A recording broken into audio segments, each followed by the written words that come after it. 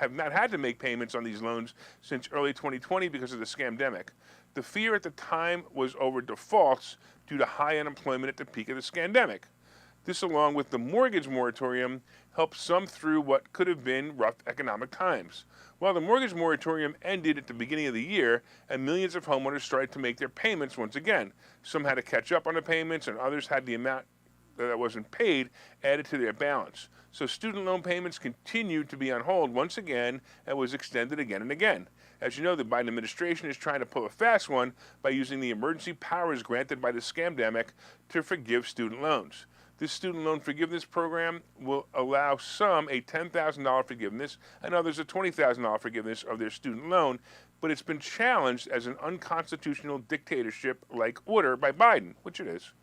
Biden can't just unilaterally make decisions about things like this. It has to be brought to Congress for a vote. Biden tried to sneak it in under the emergency powers of COVID, saying that in a war, he has broad stroke power over these things. Well, this ain't a war, and Biden himself declared that COVID is over in an interview. Even though the White House, by the way, walked that statement back the next day. Well, Biden thinks that if he waits long enough, he could save face by winning the battle in court over student loan forgiveness. Yeah, so he waits, and basically he's claiming that the people need to start making their student loan payments that normally would have need to make their student loan payments in January, and if that happens, it'll crush the economy and put thousands in financial strain. First of all, Biden, the scamdemic is over. That means that all these people are back to work and back to making the same or more money they were making before you and the other leaders of the world scammed us out of freedom. That means that these student loan debtors can afford to pay the loans back just as they did before the scamdemic.